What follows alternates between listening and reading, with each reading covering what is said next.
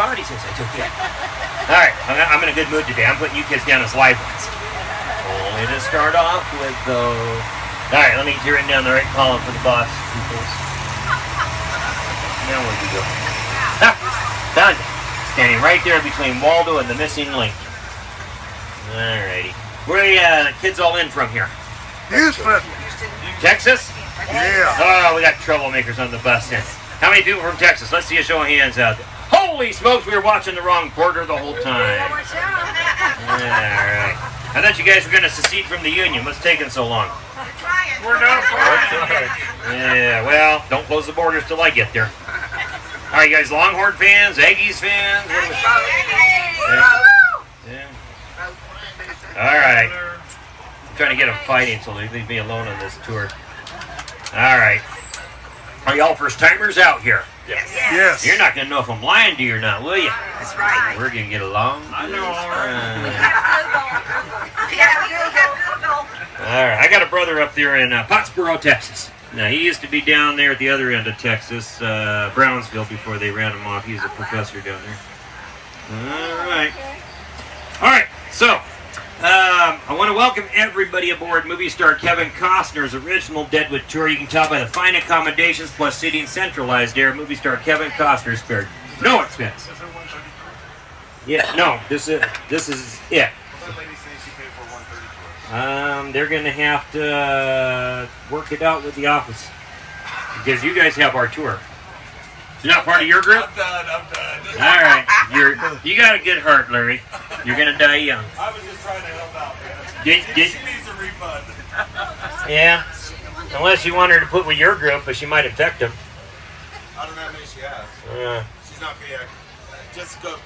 All right. Got it. All right. Now, we've got a graveyard to go visit. Your job today is simple. All you need to do is sit back, relax, and as long as your seatbelts are fastened back there, you're going to be okay with me. All right. By the way, there's one thing you need to, three things you need to know before you get rolling. Deadwood, we're famous for three things: gold, gambling, and gunslingers. Now, we're going up to a cemetery today. Did Larry tell you why? No. To visit the last guy who crossed him in this town. His name was Wild Bill Hickok. There is his picture right there. A legend of the West, most famous Western gunslinger of all time, died here in the town of Deadwood. If you don't know who Wild Bill is, that's the guy who set off the whole cowboy era. The very first account of a gunfight on a dusty street of an old western town was about Wild Bill, happened out in Springfield, Missouri. So guys like John Wayne, Tom Mix, Guy Madison wouldn't be as famous as they are today if it weren't for Wild Bill. And you guys know, if it weren't for old Wild Bill, old bus driver Dave here wouldn't have a job today either.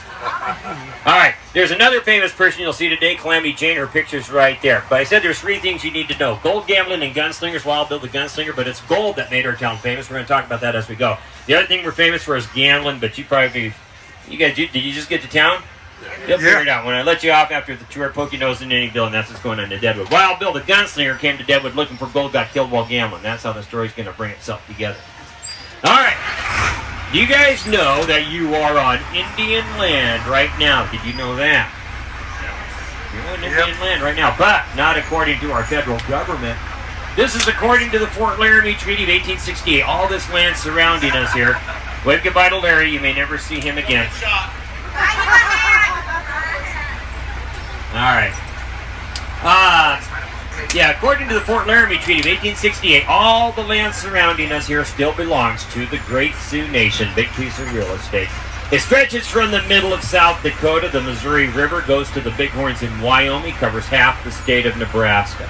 209,000 square miles of land in all.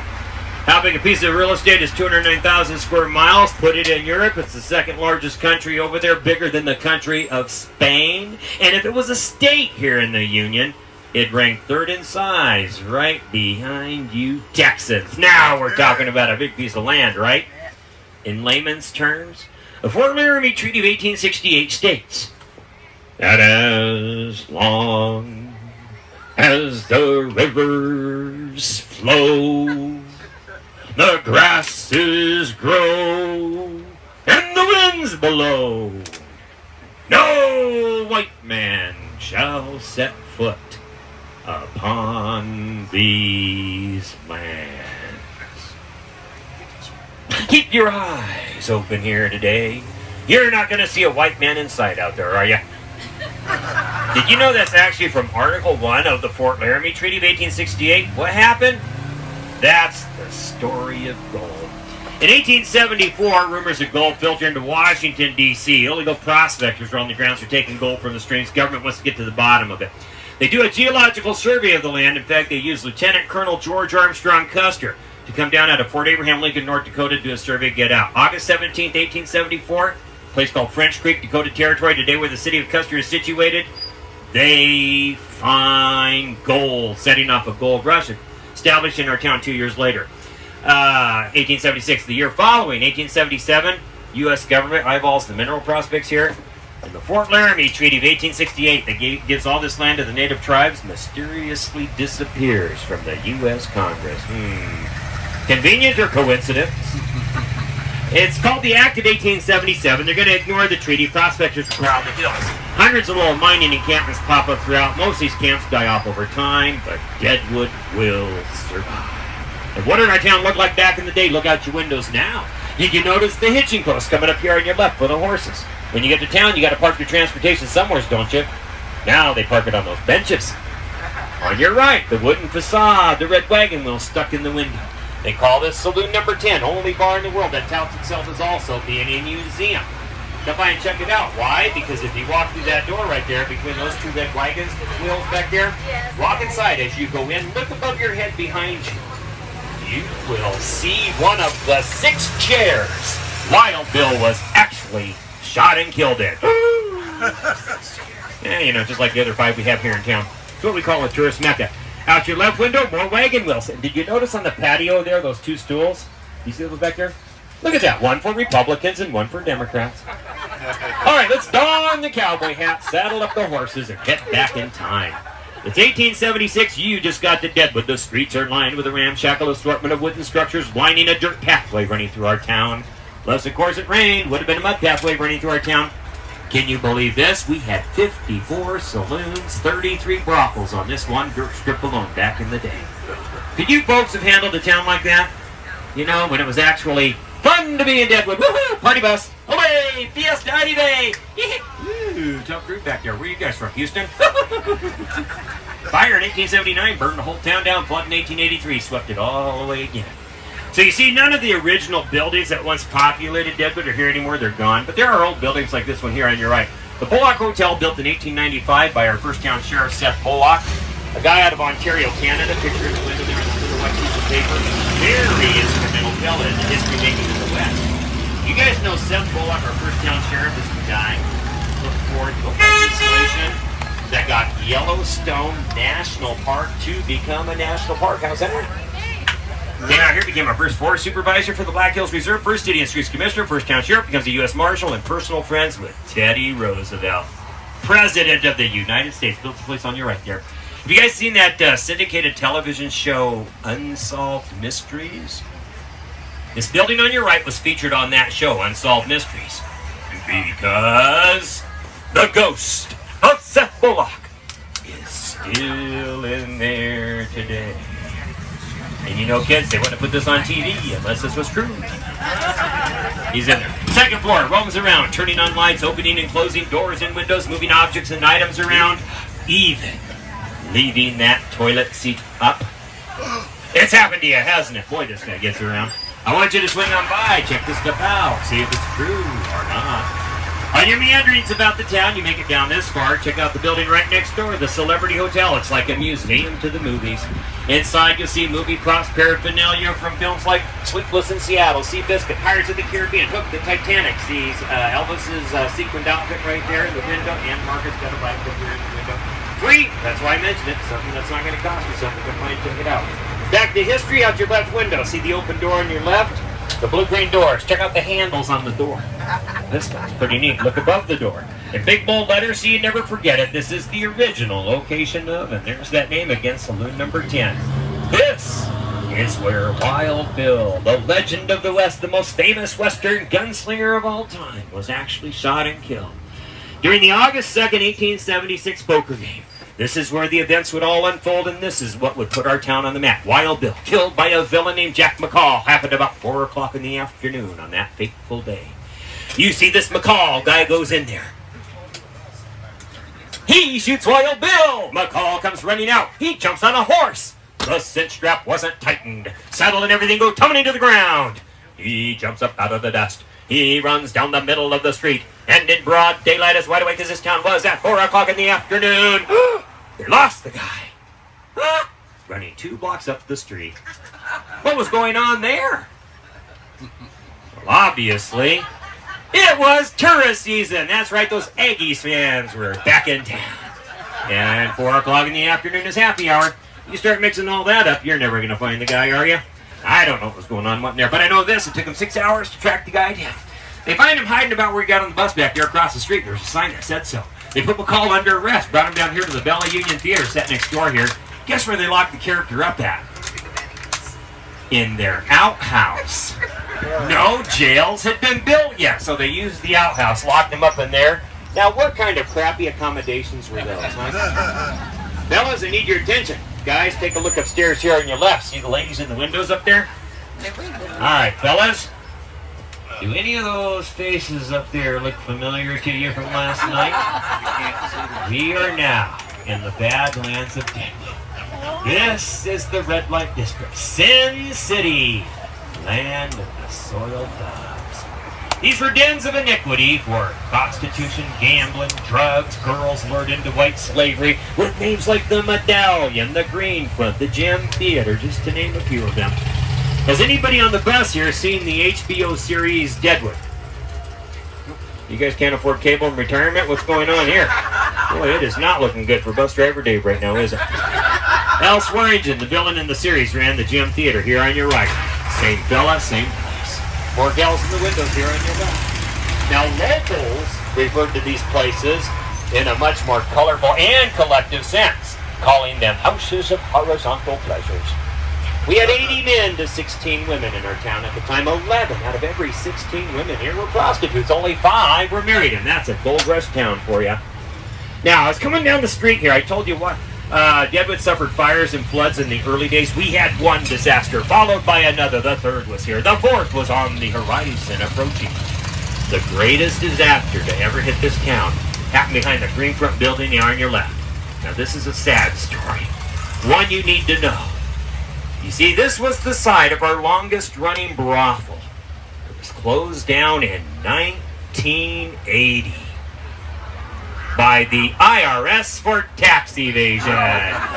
What? They can't come up with a better reason. After 104 years worth of dedicated service, they got shut down for non-payment of bills. Don't that beat all? A fixture here in town called Pam's Purple Door. Townspeople didn't want it shut down. The chief of police even said, "It should stay open, then I'll know where my men are at night." But it was the IRS that moved in there and put all the items inside up for auction to pay the bills. The townspeople came out and started buying, purchasing the doorknobs right off the building itself for $100 a piece just to hold on to a piece of history. A set of drapes sold for $1,000. Chest of drawers, $5,000. Someone bought a brass bed from the place, paid $15 grand for that thing. Oh yeah, evidently had established some pretty fond memories in that one. But really, $15,000 for a high-mileage bed? At the end of the tour, ask Larry how that bed's holding up for him these days. Last, the Bordellos, they all go silent. And our hunting season disappeared overnight. Hope you caught the connection between the last two. So this is the town Wild Bill comes to make famous before it's all said and done. Let's head to the end of Main Street here. We'll get his story started off. Remember his picture's on the bus up front here above our heads. Wild Bill Hickok's real name, by the way, was James Butler Hickok. He was born in Troy Grove, Illinois, 90 miles outside of Chicago. Born May 27th, 1837, 184 years ago. His father was a Presbyterian deacon of all things. Don't think he would like his son, Wild Bill, in a town like ours, especially in that neighborhood we just came from. His father's name was William. James there looked a lot like his dad. They'd been referring to him by that nickname, Young Bill, ever since he was small. Won't get famous for the more notable moniker Wild Bill till later in life after the newspapers get a hold of it. All right, the Home Shopping Network spree begins. Ladies, are you looking for a new chair for the kitchen table? The one here on your left seats 4. Get rid of 3 others in the house. And look at this, always a man to sit next to you. All right, I talked to JC. He said if you want to buy 2 of these bucking bulls here on your left, he'll fold them up and put them into the understorage compartments for you. This guy who does the chainsaw art down here, pretty talented guy. Come down and check him out if you got a little bit of time. Just don't take him for a ride after the dark. All right, Wild Bill shows a proficiency for the gun from a young age, 14 years old, already a professional marksman. Honing those skills during the Civil War, he served the Northern Army in the war between the states. War was over, he teamed up as a guide with General Sherman. You guys remember your Civil War history stuff from high school? You guys been out of school for what, a month and a half, 2 months, something like that? You guys remember Sherman's March to the Sea, the burning of Atlanta? Not what was going on the last 2 years, but from the history books. James served under Sherman and goes on to become a scout and a close and personal friend of the guy who would discover gold out here in the first place, George Armstrong Custer. Talking about Wild Bill, look out your right window. There's the man himself sitting in his chair. Wild Bill sits there day and night, rain or shine. He kind of keeps silent vigil over this little town. Year after year, day after day. He's sitting there kind of watching out for Elvis. You know that guy who did that Crazy Horse Monument? Yeah, his daughter did that statue back there. Really? Yep, up behind Wild Bill. That's a mountain. To the top of that mountain is where we're heading. That's where Mount Moriah Cemetery is located, the final resting place of the legendary Wild Bill. Wild Bill was a rather tall fella. Look at his picture up front here, over 6 feet tall, long flowing dark blonde hair, handlebar mustache, pretty good looking guy. Looks a little like Kevin Costner. Might be the next movie role. You guys know that I get royalties every time I say Kevin's name, right? His guns are Navy Colts. They're silver-plated and engraved. He carried his guns in a sash round about his waist, high up on the hips, handles facing forward. Wild Bill didn't carry his guns down there in a holster like you think a cowboy or gunslinger of the Old West might. Looking at the picture, look closely, you'll see his guns on his person tucked up almost underneath his armpits.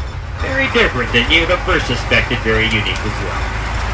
Back to his story later. The town of Deadwood got started in January 1876. 3 wagons, 26 people. They called it the Williams Bryant Party. John J. Williams, Frank Bryant, scouting the area out in November 1875, arriving in January the following year. When they got here, they were greeted with dead trees, limbs, and branches from fires and floods. They had ravaged the area throughout many eons past. This is where we'll get the name we're stuck with today.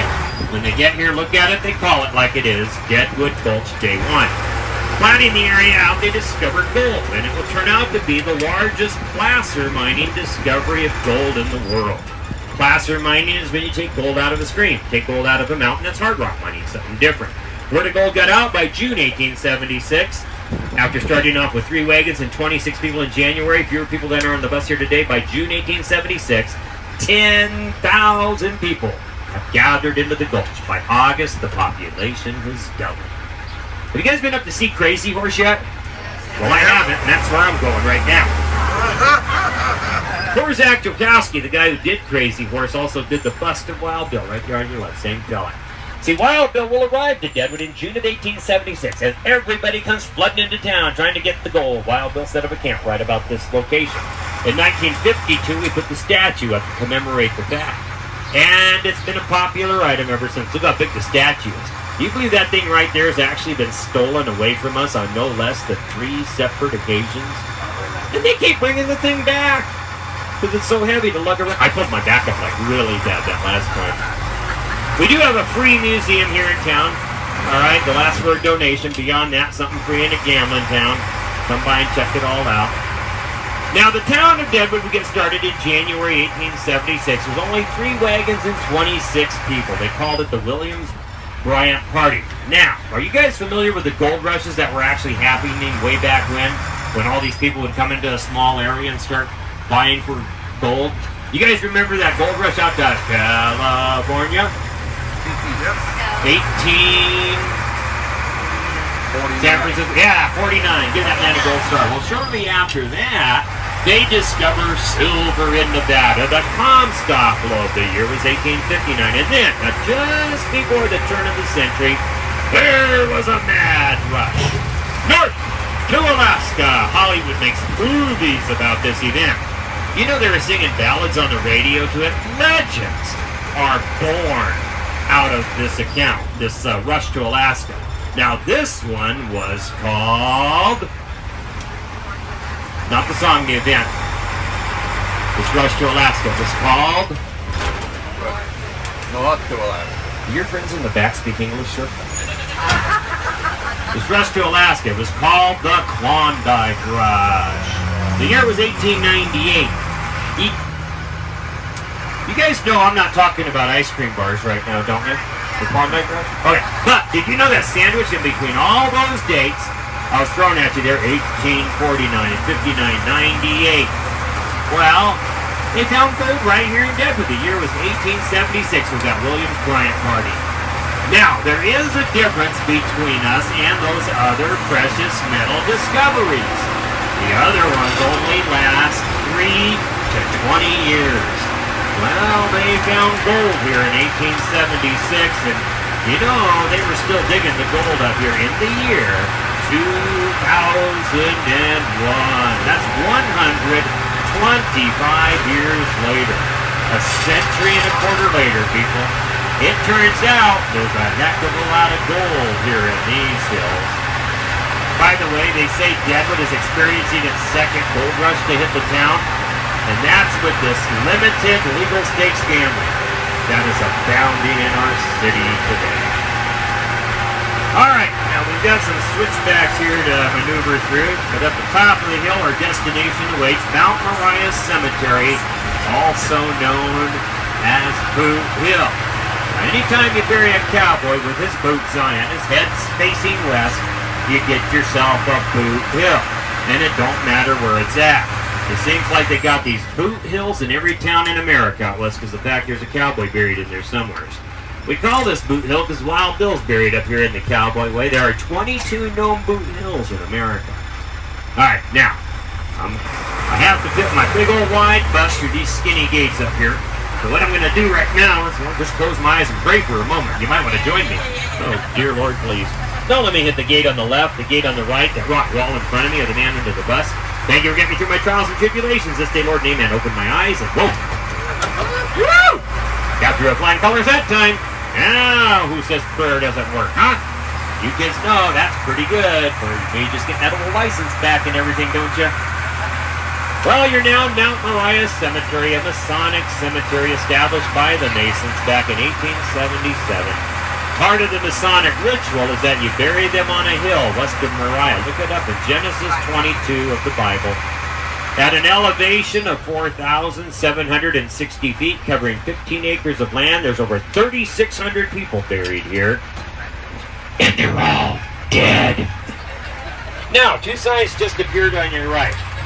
Pause for you folks up front here. The signs give you the statistics on our two most prominent residents, Wild Bill and Calamity. Reading through the signs, it is interesting to note both individuals are born in the month of May, and they both die in the month of August. Kind of a coincidence right there, wouldn't you say? Now, does that tell you anything? Well, if you're born anytime during the month of May, you probably shouldn't be coming to visit us here during the month of August, people. There's a pattern developing here, folks. And it could be dangerous for you. You have been warned. You know, a lot of people like to write stuff into the astrological implications of all of this. You know how the sun, the moon, the stars, and planets all line up. All that other mumbo-jumbo and gobbledygook. Now, here's my philosophy. Things happen. Live with it. Plain and simple. Short and sweet. Calamity Jane's real name, by the way, was Martha Jane Canary, not the name you see on the sign there. See, that's how I got this job. In 1895, she married a guy from New Jersey, a fellow by the name of Clinton Burke. See, that's the name you see on the marker.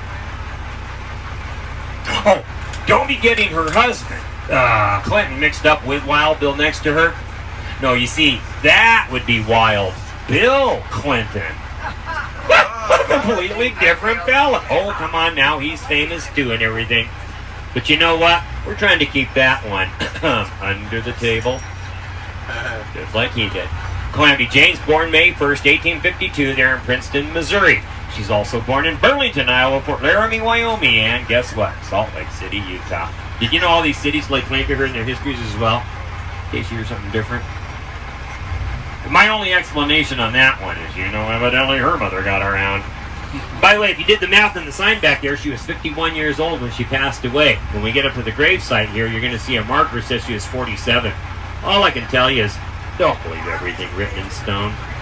We're going to park the bus here at the bottom of the rock wall. We're going to follow that gray railing on up to the graves of Wild Bill and Calamity Jane. It's about a 3-mile hike straight uphill. Make sure your titties are tied, the cameras are loaded, the seats are back in the upright position. We're going to see if the bus will actually stay here this time. There we go.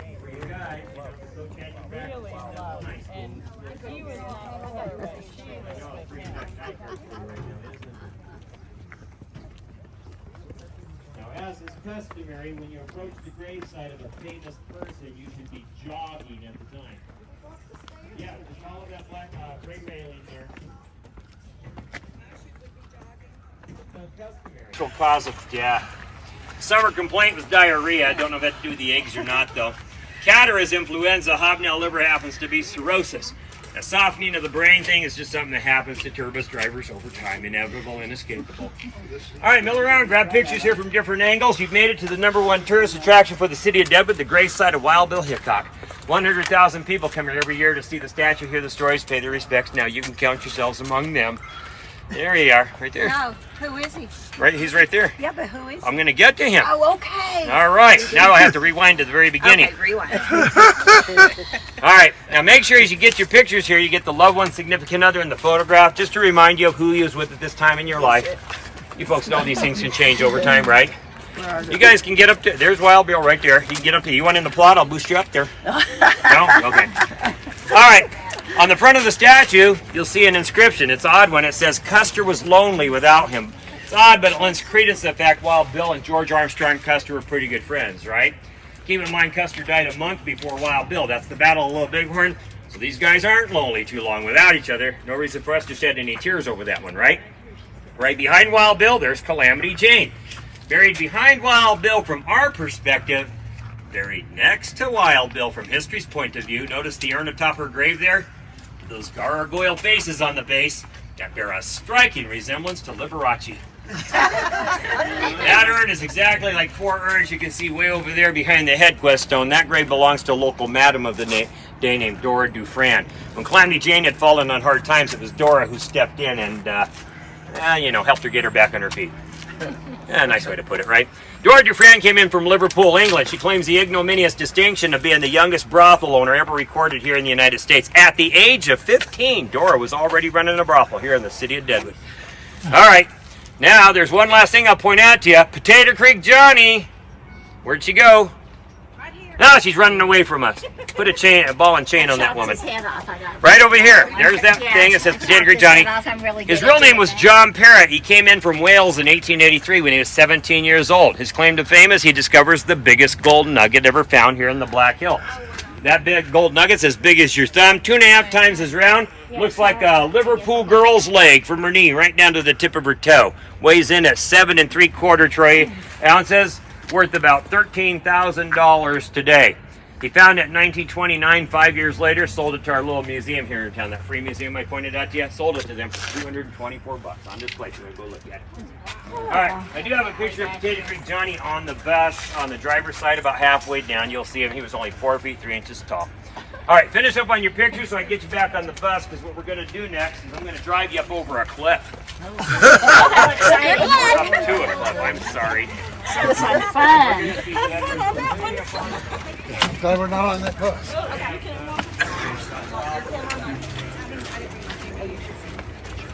Don't look so sad, folks. The guy died a long time ago. We're over it. Hey, don't laugh about it. The guy's dead. You ladies want to have fun? Close your eyes and pretend you got roller skates on right now. Dora Dufran ran 4 brothels here in the hills. Each urn you see there represents 1 brothel. She had the gargoyle faces put on there for a reason. She said she would take the secrets of her profession to the grave with her, and only the demons of the underworld would look down and laugh. Did you see those smiling faces? Yes. About the secrets she would carry off into eternity. I don't know how Dora knew where she was going after death, but I know this, in 1934, when she passed on, she was true to her word. Dora did take those secrets with her. Because when Dora died, guess what? They did not list the woman's profession in the paper as a brothel madam. Her obituary simply stated that a famous local social worker has died from Deadwood. They were very polite and discreet.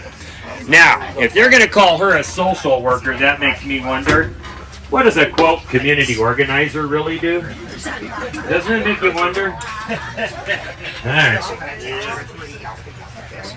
All right. Oh, by the way, Dora is buried with her husband, Joseph, up there. If you looked in their plot, there was this white marker facing to the heavens that said Fred on it. Anybody here want to take a stab at who Fred might be? Fred was her pet parrot. Oh. Yeah, Fred died a week and a half after Dora did. Fred ate an artificial cherry off of a lady's head. It got stuck in his throat and he choked it up. Isn't that an awful way for an old bird to croak? But did you know as many people showed up for Fred's funeral as did Dora's? The guys in town were talking, saying, you know what, that bird knew as much as the woman did. Let's get up there and make sure he's 6 feet under his leg. And by the way, about 6 years ago, I had a guy on my bus who was bitten by Fred the parrot. He was a kid at the time. He'd gone down to the brothel with his grandpa. It was a common practice back then. And while grandpa was in the back room signing papers, the kids were left out front, and the madams always had a bowl of candy out there to keep them busy. So this guy, being a kid eating a candy bar, tried to feed Fred the candy bar, and Fred bit him, and he told me, Fred was a mean old bird, and I was glad when he died. True story, same voice. I hope you notice the street signs out here named after Bible characters, places, and all. Steven.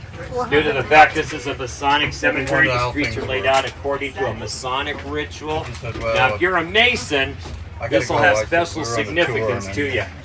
If you're not, go read a book. But it's the Masons that divide the cemetery up into these different sections. We're going to pass a Chinese section, a children's section, Civil War veteran. What's up, sir? You guys didn't know that? No. Yeah, an Israelite. Hey, I told you these don't get any better, people. Now, come on. But being a Masonic cemetery means there are no Catholics or Indians buried here in the early days. Did you guys know that the Pope and the Masons got in a big argument back in the 1800s? Went their own directions in life, so that's why the Catholics have their own cemeteries. Ours is the other side of town, St. Ambrose. The Indians have their land rituals they go through, you ain't got to worry about them. Now, since I offended one religion already, are there any Catholics on the bus? Do you guys know why those Catholics were so opposed at being cremated? They were afraid they're going to be put in a mason jar. Hey, have you guys been out to see Mount Rushmore yet? Yes. By chance, did you go through the Badlands? Yes. There you have it, the exciting state of South Dakota. We got stone faces, dry dirt, today it's dead bodies. How much more excitement can you handle?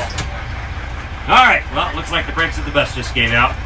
All right, make the most of it. Throw your hands up in the air. Whee! Rides like this at Disneyland run $10 a pop. We're getting a great deal today.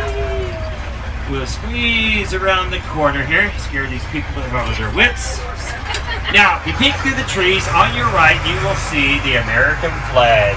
Old Glory, there she stands. That flag you see is the first flag to fly 24 hours a day outside of the White House. Granted permission to do so back in the year 1917. Took an act of Congress to get her done. Remember when Congress actually got things done? Well, at night when you fly the flag, you gotta shine a light on it. We did it back then, and we're still doing it today. We're arriving to the Overlook of Brown Rock. Now, at this point, we're 300 feet above the town of Deadwood. Straight up or straight down, depending on your direction of travel at the time. And if you'd like to disembark for a quick photo, come forward and be my guest. I used to say jump off and get a picture, but I started losing people that way. And you got some baggage you want to get rid of, this is the place to do it. And if you're exiting in as a couple, just a word of warning, I hear it all the time. Okay, honey, back up just a little bit more. Always looks like an That's accident. why I won't get off. All right. Now, you just hiked half a mile up a hillside to stare at the statue of the dead guy, so I got a question for you. Why are Wild Bill and Calamity Jane so famous? I'll give you a clue. The same things that make people famous today made them famous back then. They died. Was getting your name in the paper, your picture in a publication, that sort of thing. Look what it did for Kevin Costner. Got himself a tour bus company. Does it get any better than that?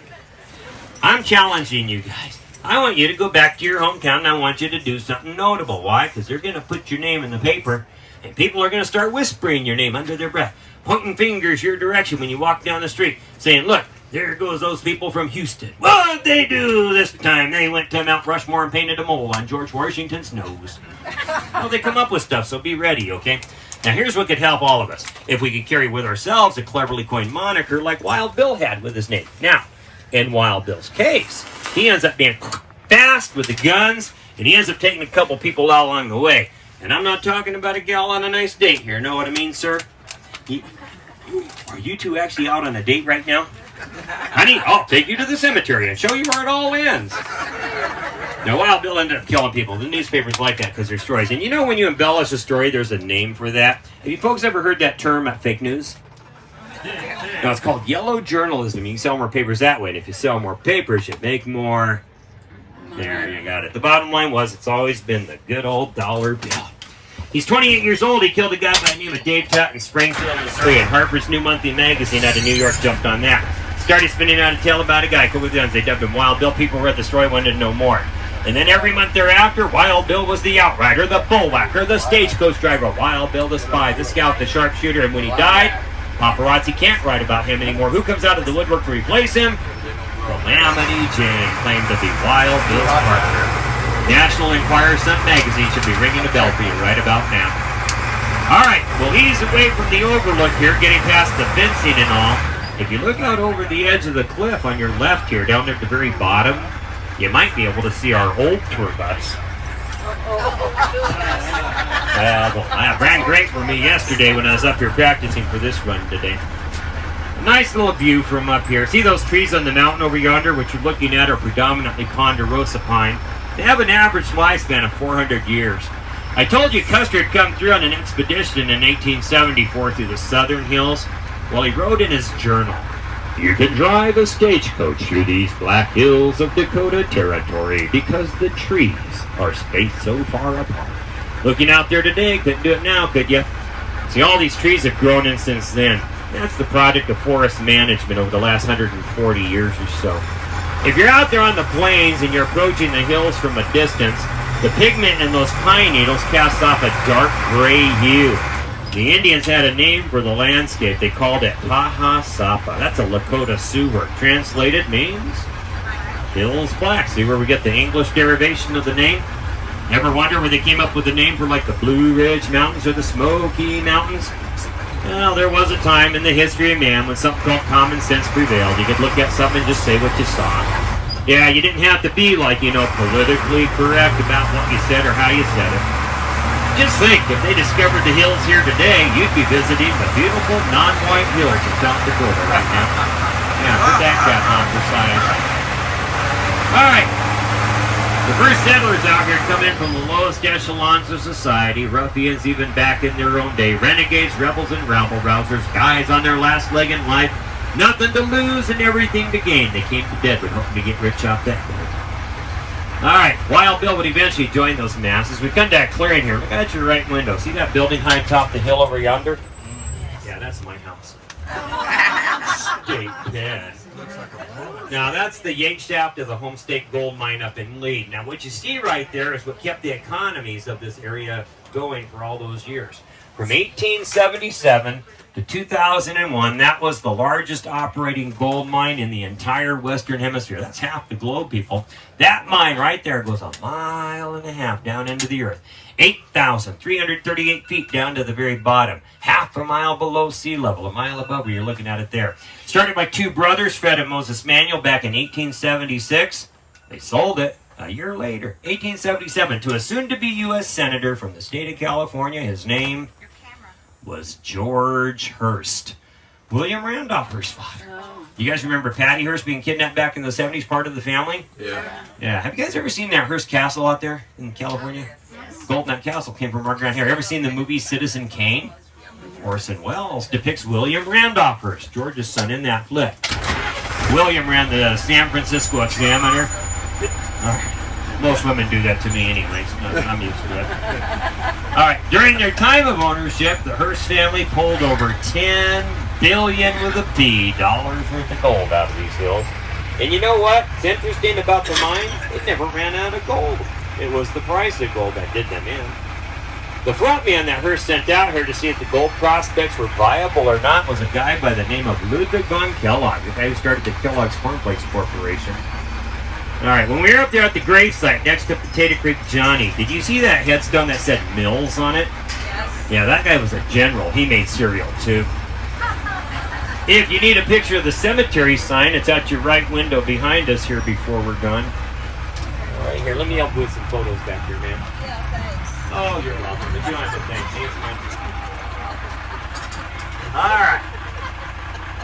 So it's the newspapers that make Wild Bill and Calamity Jane famous. When you read these stories Harper's put out, Wild Bill kills a guy by the name of Bill Mulvey when he's 32 years old. A month later, Samuels draw him. The body count would not quit. Start adding it up. He kills between 15 and 100 people. Depending on whose count you go by. If you want to believe, legend has it, he had 26 notches on one gun alone.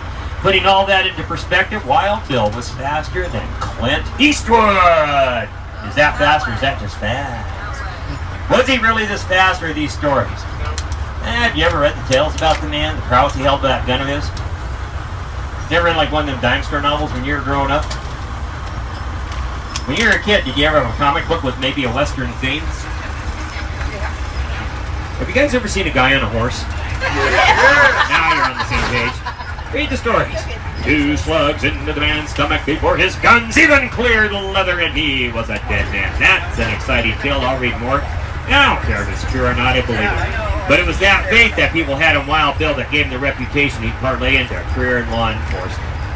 Alright, you guys aren't getting Wild Bill mixed up with a guy by the name of Buffalo Bill, are you? Do you guys know who Buffalo Bill Cody is? Ran that Wild West show? Frontiersman, statesman, and all. Do you guys know where Buffalo Bill's buried? In a grave. Yeah, just take the easy answer. But do you know where that grave is? It's in the ground. Remember the easy answer? Buffalo Bill's buried on Lookout Mountain in Golden, Colorado. And he's also in North Platte, Nebraska. And then last month they found him over there in Cody, Wyoming. You know, in his later years, this guy was just falling apart. For a dead guy, he sure gets around, don't he? I don't know where he's at anymore because they keep changing that story on me. But guess what? I got the man's picture on the bus right there above your heads. That's Buffalo Bill, and this is Wild Bill. Wild Bill traveled with the Buffalo Bill Cody show for about 6 months when it's called Scouts of the Plains. And then Wild Bill got fired because he was drinking all the time and cussing at the kids, and they deserved it. But it's supposed to be a family show. On the circuit, he meets the scout, Calamity Jane. 5 foot 6 inches tall, 140 pounds. Wandered around the streets of Deadwood back in her day telling people, I can out shoot, knocking out ride. Well, I can out spit out, drink out, cuss out, think and outdo any man in this here town alive. Woohoo! Boy, if that ain't a gal from Texas, I don't know what is. But that's the gal I'll take home to meet my mama. And she lived her life and proved it all. Her and Wild Bill knew each other from the show, but they came together on a wagon train out of Cheyenne, Wyoming, 1876. They share a talent with gunpoint and pull the trigger. Hip GA man. Wild Bill turns his talents into a career in law enforcement. Calamity Jane turns her talents into A talent. whiskey. No, she was the original party girl of Deadwood before this gal showed up here today.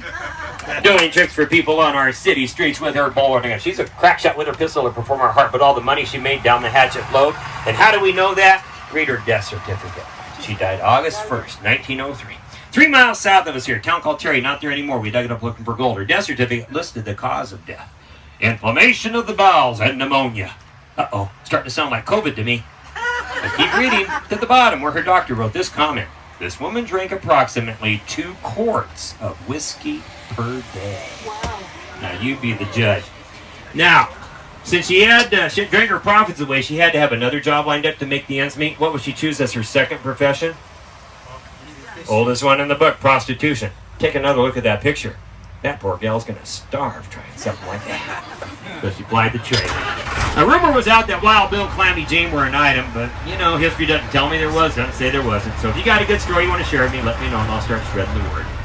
Wild Bill took the job as the deputy marshal of Hays City, Kansas when he was 32 years old. At the age of 34, becomes the sheriff of Abilene. Abilene, Kansas, a cow town that's gone out of control. Do you guys watch Westerns? You know what cow towns are all about. You get these cowboys on these cattle drives on the trail, weeks on end. They'll not see whiskey, women, time off, or pay. They don't get that till they get to the end of the line. That's Abilene. Then they get it all at one time. The party's on. The town goes wild. Lawlessness reigns. The people who lived in Abilene were physically afraid when the cowboys showed up. Residents would not come out of their houses, walk the streets, go to the stores. You know, just like Portland, Oregon is today. But there's one guy to get that town back on track. Wild Bill, he took the job. On the job, makes one small mistake. Wild Bill accidentally kills his own deputy. Got involved in a gunfight on the streets of Abilene. Out come the guns, there's a volley of fire. During the gunfight, he kills his opponent. Here's footsteps behind him. Out of instinct, turns, fires, shoots, gets the guy right through the heart. Problem was, it was Mike Williams, his own deputy. Now, Dick Cheney could have learned something from that lesson. Heartbroken over the loss, he left Abilene, ended up in Cheyenne, Wyoming. And here he meets the true love of his life. Her name is Agnes Lake Thatcher. Married 3 short months when word hit Cheyenne. Gold has been discovered! 250 miles north of them here in Deadwood, Gulf, torn between the love of his life, Agnes, and gold fever. You know who wins out. There's a picture of Wild Bill and Calamity Jane here on your left. Oop, now it's an RV. There, see that? Calamity Jane is the one on the left. Just so you know. They'll be married for 3 short months when word hit Cheyenne. Gold's been discovered. Wild Bill arrives first week of June, 1876. By day, Wild Bill prospects for gold. Afternoons, evenings in the saloons. He'll be gambling, trying to win himself some more. And then the fateful day came. On August 2nd, 1876, in that saloon on Main Street, we passed on the way up 2 hours into the game of cards at 4 in the afternoon. Wild Bill was dealt a winning hand. Turns out to be the losing hand for his life. Distracted by potential profits on the table, he never sees that villain, crooked nose Jack McCall, get up behind him. McCall, with gun in hand, raced it to the back of Wild Bill's head, pulled the trigger. The Prince of Pistoliers, Wild Bill Hickok, killed at the young age of 39. The last thought that would cross Wild Bill's mind before he'd go on to meet his maker were the cards he was holding in his hands at the time of his death. Full house. He carried a pair of black aces, black 8s, and the red 9 of diamonds. And that's what we call Dead the man. dead man's hand today. The game they're playing, by the way, is called 7-Up. Alright, now we're doing a little shootout here in the streets of Deadwood. So, Larry needs to tell you guys something. He doesn't know we're down here, and I can't get in on that next street over there, so let's see here. I might try this trick here. I can go 2 streets down and try to sneak in through there. Alright. Okay, well, they caught this McCall guy.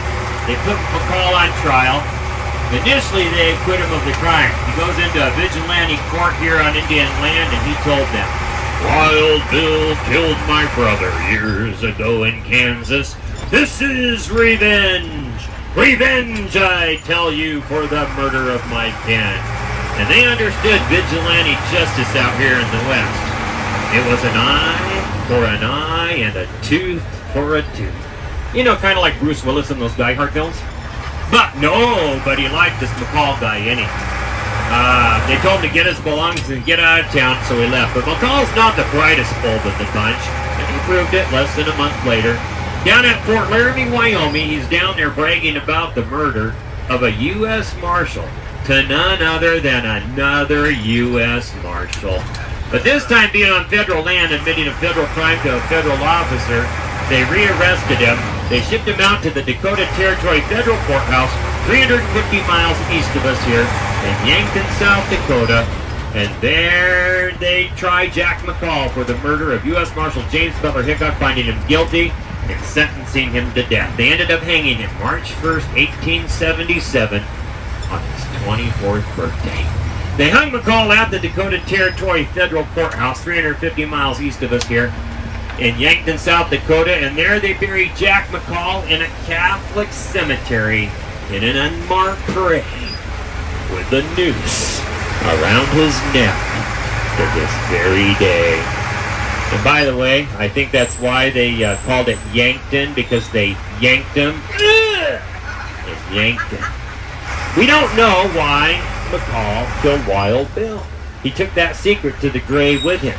And one trial said Wild Bill killed his brother, and the next trial found out he never had a brother, so most likely just a hired gun. But there's a lot of history that's gone left untold out there, folks. And if you want to know all about it, you're going to have to pick up a history book from one of the gift shops around the area. And if you don't believe the stories I was telling you about today, go buy the book I wrote, because it's all in there. All right, do you see Larry out there anywhere? There he is, right over there. All right, kids, thanks for coming today. I hope you enjoyed the tour. If you do something